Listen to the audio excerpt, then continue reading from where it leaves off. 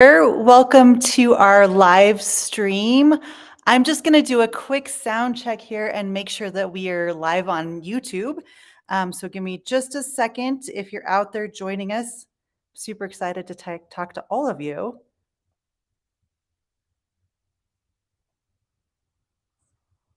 Okay. Yes, I think we're live on YouTube. Yay. Okay, technology. This is exciting. It's been a while since we've done a live stream, and I'm really excited to talk to you tonight about outdoor clothing and outdoor gear. And I don't want to waste your time, so we're going to just dive right in. But as we get started, I have some cool Hike Like a Woman patches. 5 Hike Like a Woman patches. Oops, upside down. And they're so cool. And I'd love to give 5 of you a Hike Like a Woman patch to show on your backpack or whatever. So if you want a Hike Like a Woman patch, I'd love to give you one. All you got to do is subscribe to our YouTube channel and then drop a comment below and say, give me a patch. And the first 5 people to say, give me a patch, I'll send a patch out to you tomorrow. So sound good? Yes. Okay, let's roll right in. So the title of today's live stream is This or That, an honest conversation about outdoor clothing and gear. And in tonight's workshop, I'm going to show you how you can use the gear that you have in your closet and at your home already to get outside and to get started hiking.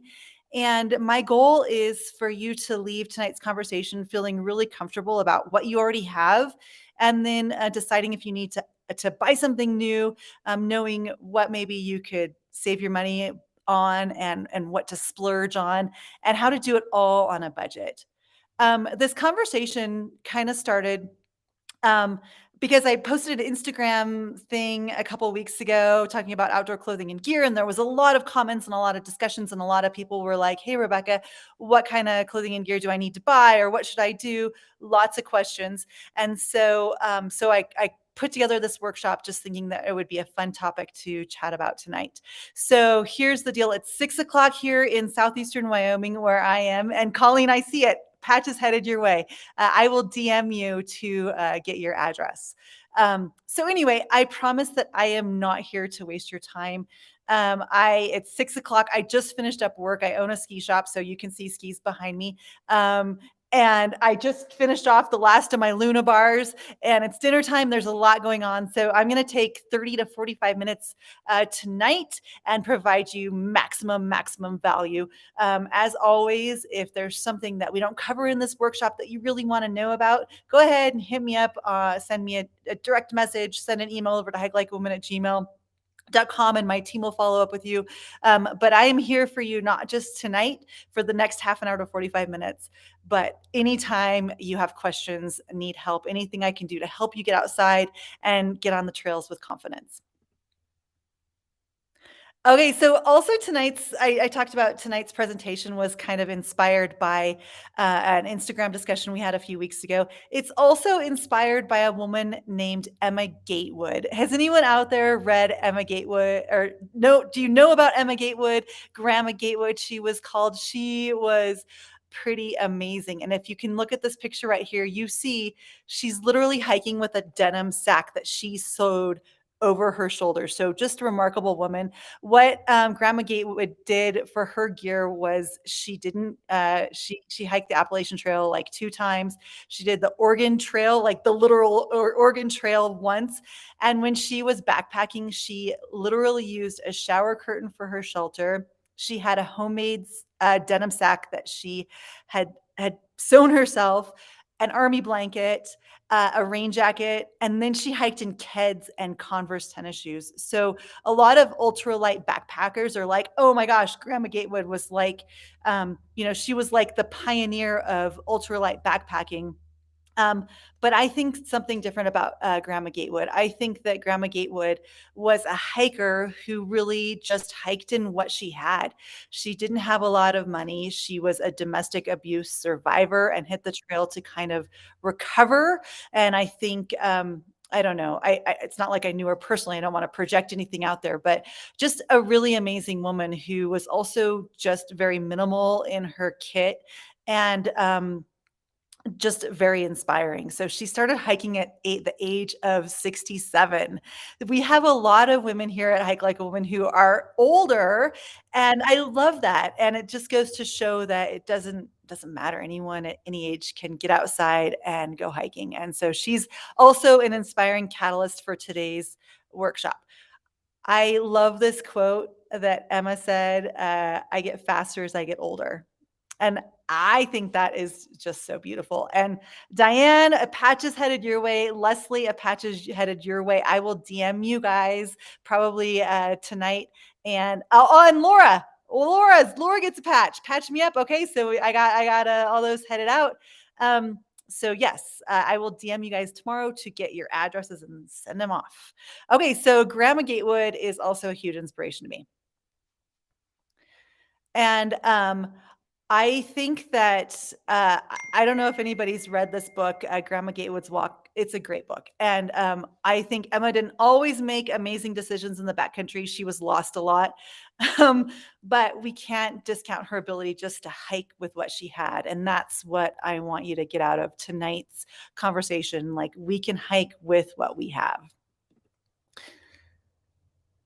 Okay, so I'm embarrassed to admit that as a woman who's been in the outdoor industry for well over a decade, as a guide, as a professional ski instructor, as someone who has a large social media following through Hike Like a Woman, I'm embarrassed to admit that I have just fallen into this trap of elitist outdoor gear snobs who think that we just always have to look the part. And I have recommended products that are garbage. I have sold products that are not very good in my shop, all of the things. And so this is also a chance for me to kind of eat my humble pie and just come clean about a few things. So this is me. I used to own an outdoor retail store, a big outdoor retail store here in southeastern Wyoming, and I bought the shop 5 years ago. And I had a rule at my shop where I never wanted to sell anything, a tent, a pair of skis, a sleeping bag, unless I had used it myself. So as a result, I just kept buying all this gear because I felt like I had to test everything. Because when a customer walked through my door and asked me about a tent, I wanted to be able to say, here's everything you need to know about the tent. And I know it because I've slept in that tent. And so I felt like there was all this credibility based on the fact that I didn't sell anything unless I'd used it myself. Um, but a lot has changed. And as I was like in this mentality where it was like all the gear, all the gear, all the time, I realized that I just had way too much outdoor clothing and gear. And it was just like just overtaking my life. And it was just extreme.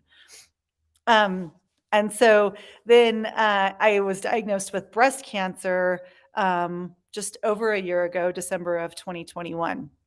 And after I was diagnosed with breast cancer, I had this major shift in my mindset.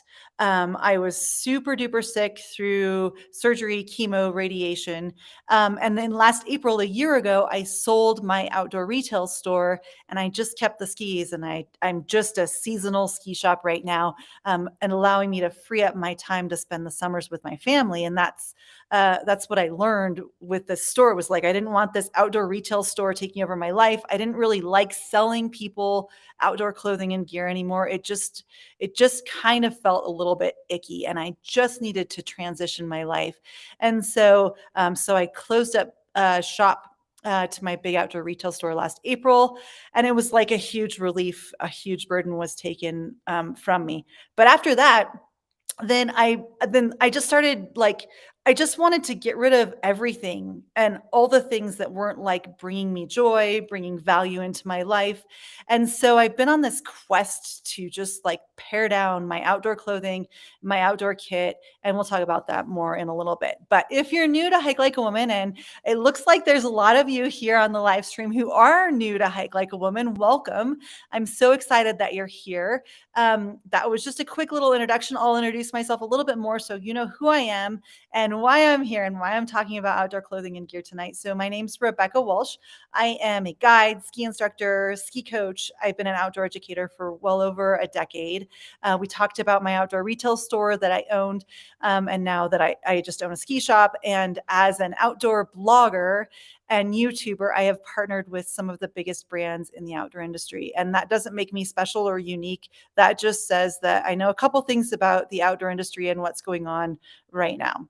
I will say that right now I'm very selective about what outdoor companies I partner with, and I'll talk about that later.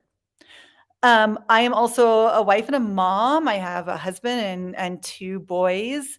And with breast cancer, I am now on an extremely tight budget because fighting cancer, and I hate saying fighting cancer, but cancer treatment is not cheap. And so that's also shifted my mindset into like now there's actually like a line item in our budget for outdoor clothing and gear, and I'll talk about that in a second. And since my treatment ended, I've been really focused on just getting rid of anything that doesn't lift me up, right? And anything that I'm not actively using. So in the past 5 months, I've donated or sold over 25 trash bags full of outdoor clothing and gear. I'm embarrassed to even admit that. And I'm getting ready to open up a Hike Like a Woman eBay store to sell off equipment that we've used for guided trips in the past. So I am serious when it comes to really getting super duper minimal with what I'm hiking with and what I'm backpacking with this next summer. And here's the thing that I have learned. I think I think it's completely 100% possible to have really amazing outdoor adventures without spending a single penny on special hiking clothing and hiking gear. This is a picture of me and my youngest here a couple years ago, back when I still had long hair, and we hiked that day in t-shirts and blue jeans, and it was fine, and we had a great time and and and yeah, and it was great. And it was a really special memory that I have with my 9-year-old.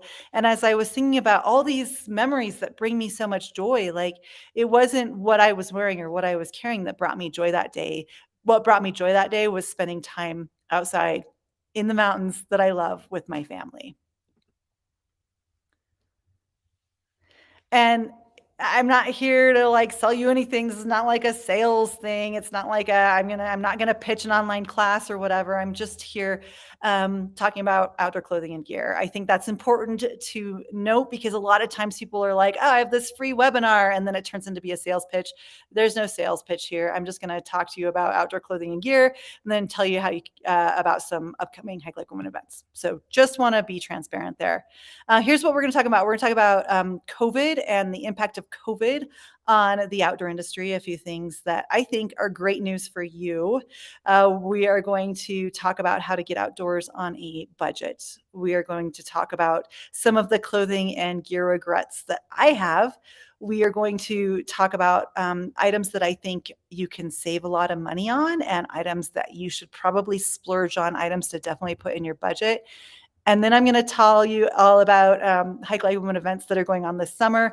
And then I'll save some time at the end of our conversation to answer some questions. I already have 2 questions from Leslie came in, so I'll be answering some questions live. All right, let's keep on rolling here. So let's talk about COVID. That was a great little exciting thing that happened to us.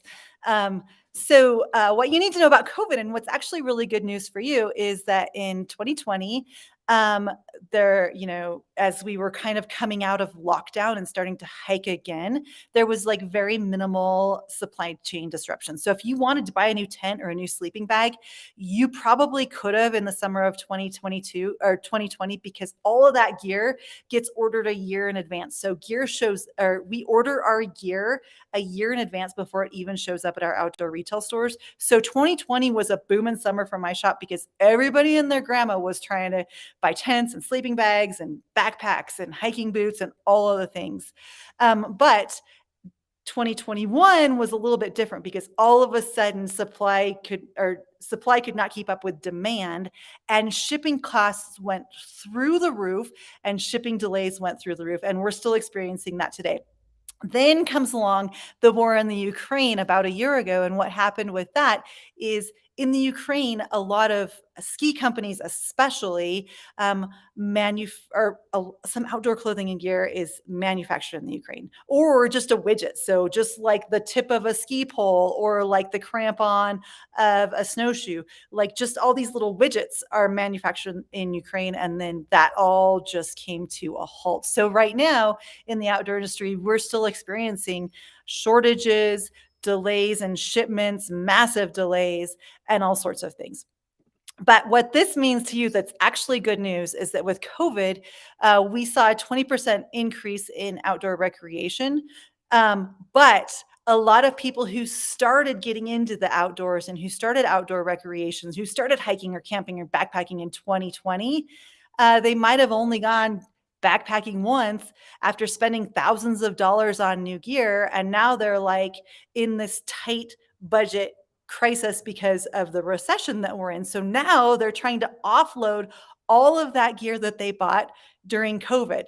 So it basically means that if you're looking to buy used equipment, right now everything's on sale. And it's a great time to buy used equipment, stuff that people bought during COVID that they only used once or twice or never even used at all. So that is what we're seeing with COVID. And I just wanted to mention that because I think it's really important to understand this globally. And that leads us into our second topic tonight, which is getting outdoors on a budget. And we already talked about COVID and how maybe this is a great chance to buy used gear. Um, it's also a great time to just like get outside. And with cancer, I kind of changed my mentality from like getting outside to go like on epic adventures and to guide big trips and to do all these things. And now I'm like, how can I just have memorable moments in the backcountry? Like I talked about hiking in blue jeans with my kid. Like I just want to have memorable moments. And so those memorable moments mean that now before, when my husband and I were like, "Oh, we have a new adventure plan," we would just buy whatever we needed. But now I think, as a lot of us are feeling like tight, financial, things are tight, right? Like gas is expensive, everything is expensive right now. So I'm on a tight budget. Personally, my family is. And one thing that we've started to do is to make a line item on our monthly budget for adventure travel. And so this line item on our budget is like stuff that we're putting for like gear, food, fuel. I'll give you an example. So my husband and I are headed on a trip here next month, and we need some new water shoes for that trip, and we also need travel insurance for that trip. So there is literally a line item on our budget for that trip. And that's important. If you're budgeting, make a line item, create a line item on your budget for adventure travel or for hiking gear, for backpacking gear, whatever you need. Another way to kind of get gear on a budget is to think, okay, what can I rent? What can I borrow? What can I trade? Or what can I swap with a friend? One thing that I've done at my ski shop is I have gone from several thousand SKUs down to just 30 SKUs of retail items. So I have reduced my retail items significantly and I've increased my rentals. And just today, I am sold out of all of my downhill ski rentals until Wednesday because people want to rent. People want to rent skis. People want to rent tents. They don't want to buy new stuff. And so if you can rent, borrow, trade, swap, that's a great way to save money. Another great way to save money and to budget is to maybe see if you qualify for a pro deal. If you work for the federal government, if you do any of these things, like there's pro deals out there for you. So see if you can get a pro deal on something. Look for end of the season sales. And I have some YouTube videos all about how to buy things or how to look for things on sale. Clearance sales are great. The problem with clearance sales is usually they're items that haven't sold, and there's a reason that they haven't sold. Either the color is kind of funky or the fit is not perfect. So just when you're shopping clearance sales, especially online, just be aware that there's a reason that that item didn't sell for full price. Another place where I've had great luck buying used gear in the past is off eBay, and someone was telling me that there's several outdoor companies that actually have eBay stores where they sell their seconds and their thirds, or stuff that's been returned and refurbished on their eBay stores. So eBay is a great place to go if you're looking to buy used gear. Facebook Marketplace is okay, but I don't know. Every time I get on Facebook, I waste like 2 hours, so I try to avoid Facebook. But those are some great places where you can go to look for gear on a budget.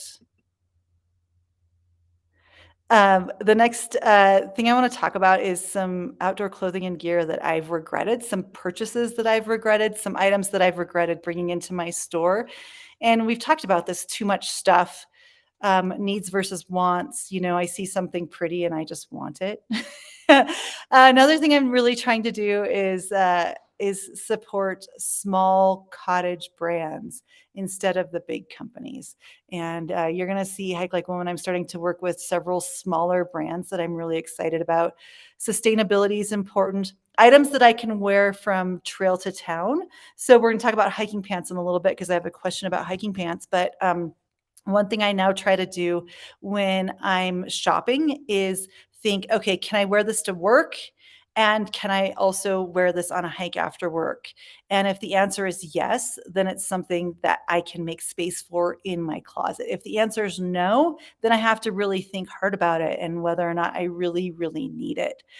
I want to talk a little bit about warranties, and making sure that you save the receipts from any outdoor clothing and gear that you buy for full price, and keep that, because a lot of outdoor companies have really, really good warranties, like Patagonia, LL Bean, Osprey.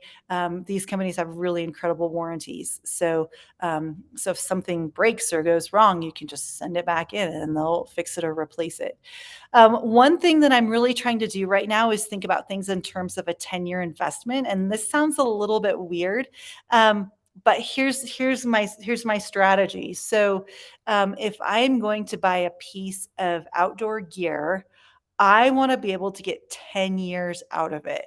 And I was going back through my closet, and it's like I have these favorite, like I have a favorite day pack, I have a favorite rain jacket, all of those things. And a lot of my favorites, things that I always pick out of my closet first or pick out of my gear closet first, they're items that I've had for 5, 6, 7, 8, 9, 10 years and even beyond. So if I'm going to be spending money on a new tent, I want to make sure that I'm going to be able to use that new tent for 10 years.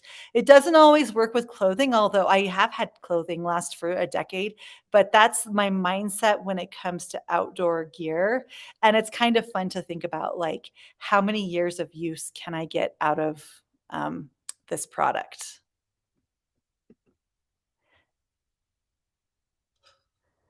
And here's an example of what I mean by regrets.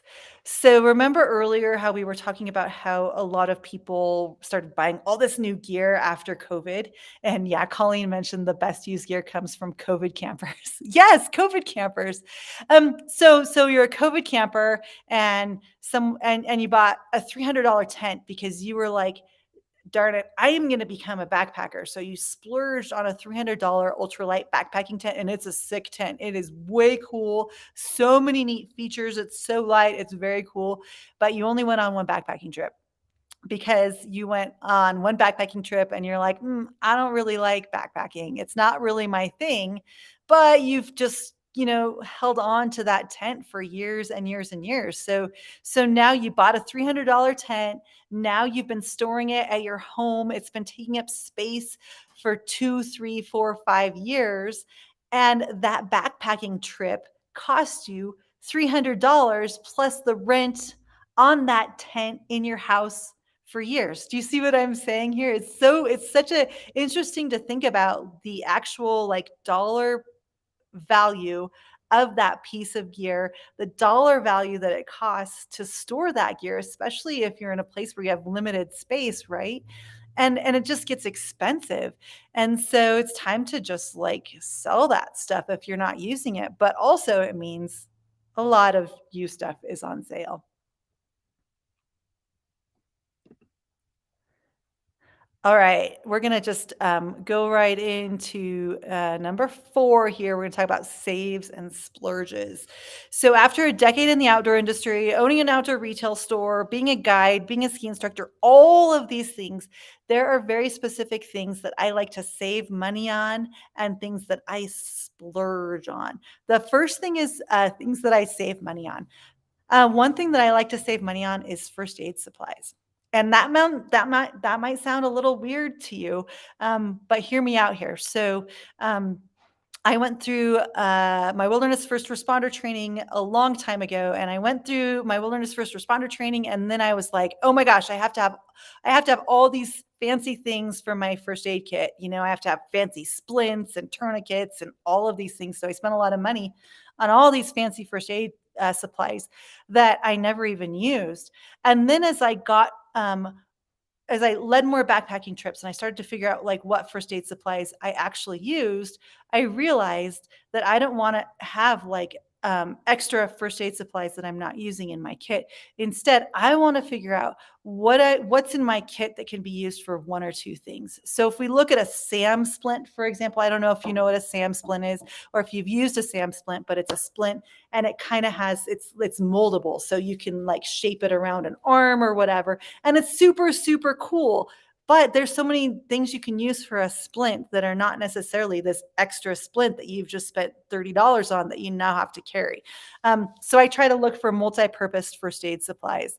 I also try to save money on warm weather clothing. If the weather is warm and you're comfortable, you don't need fancy hiking clothing. You can hike in what you have if you're headed out on a simple day hike. Backpacking is a little different.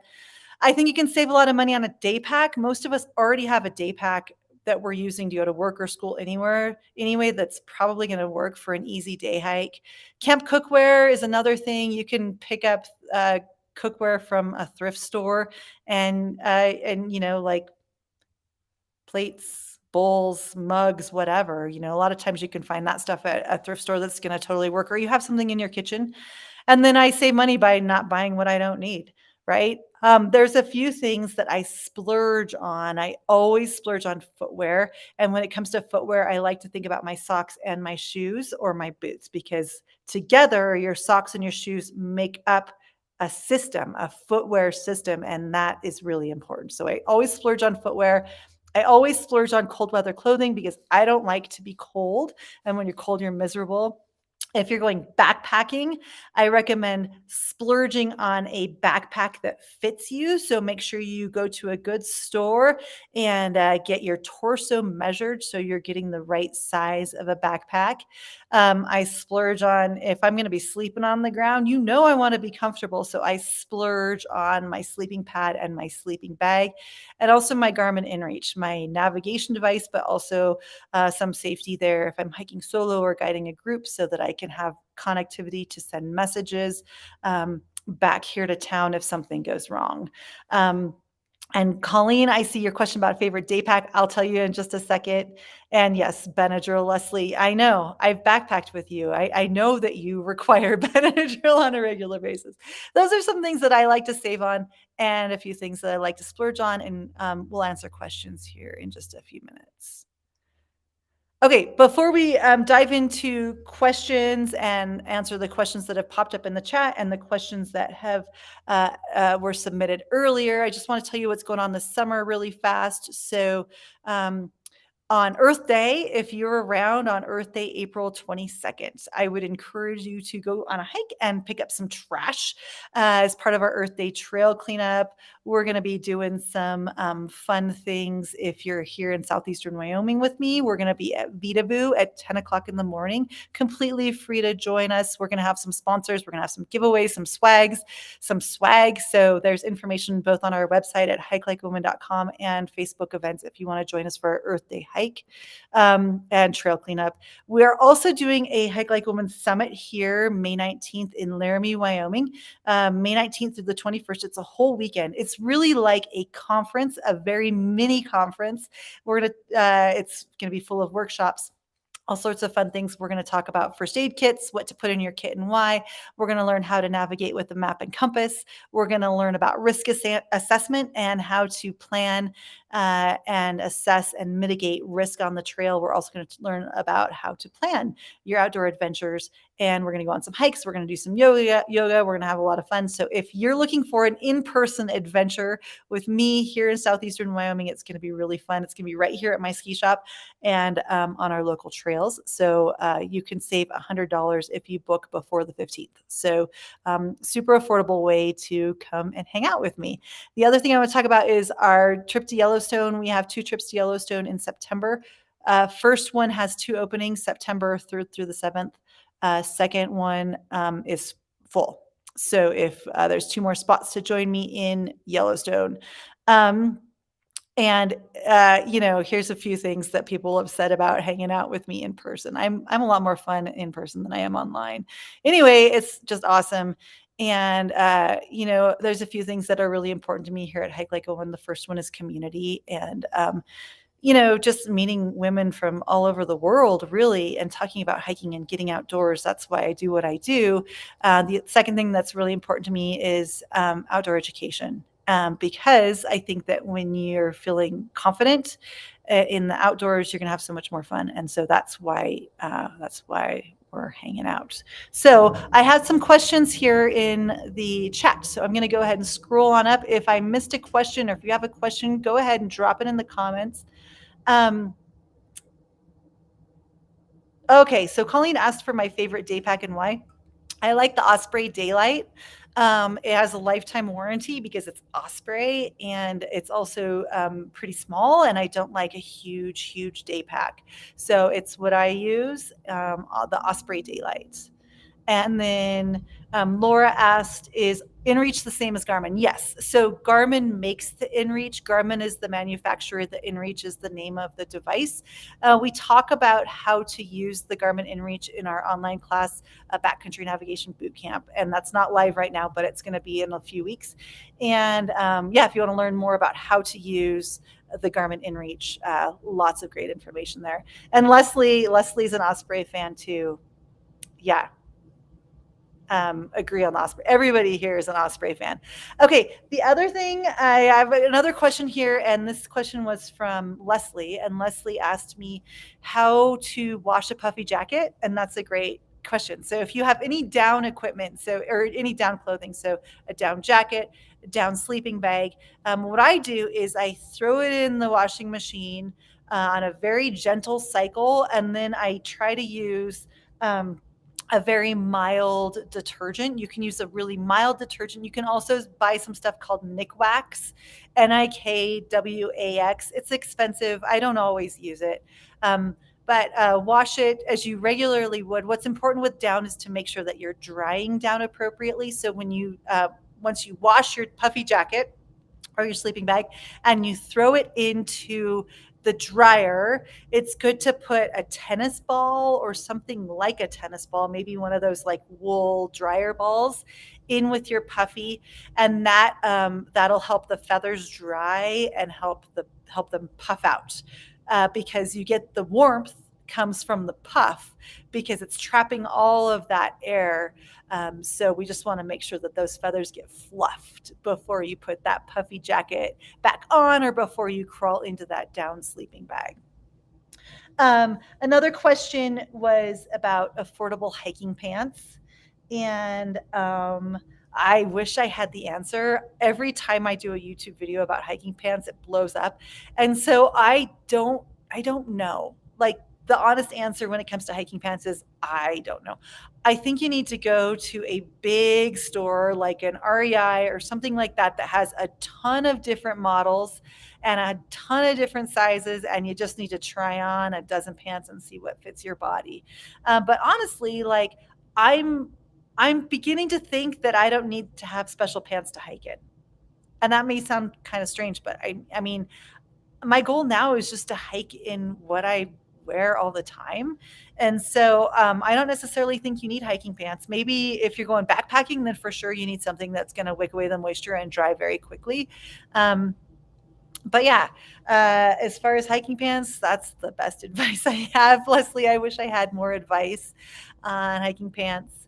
And yeah, Colleen's like $20 leggings from Walmart. Sure, right? It gets you outside. It's within your budget. Like, it's fine. It's fine. And I think that's fantastic. So anyway, it is 6:35 here in southeastern Wyoming, and I am so excited. I just want to thank you all for tuning in. Sorry, tonight's been a little bit scrambled. It's been a busy day at work. But just thanks for popping in. If you have any more questions, I can stay on a couple more minutes and answer them. If you got something valuable out of this, that's awesome. If you didn't, I'm sorry. And also, I think if I called your name for a patch, we'll be in touch tomorrow. And Colleen had one question. I need to get snowshoe poles that could also be used as summer hiking. Is there a difference? Yes, yes, there is a difference. Hold on a second. I'm going to show you. Give me 1 second.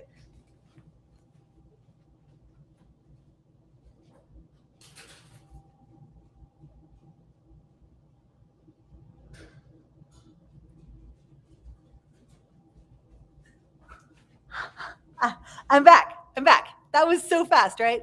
Okay, so here right here is a trekking pole. So you can see it's adjustable. It has these little clamps, right? Um, but if you look at the basket of this hiking pole, this trekking pole, it's really small because you don't need a big basket. Because the purpose of a basket is to prevent the pole from getting into the snow, right? So if you look at a snowshoe pole, this is a snowshoe pole, and you can see it has a big basket on it. So the whole goal with the snowshoe pole is to keep that pole above the snow.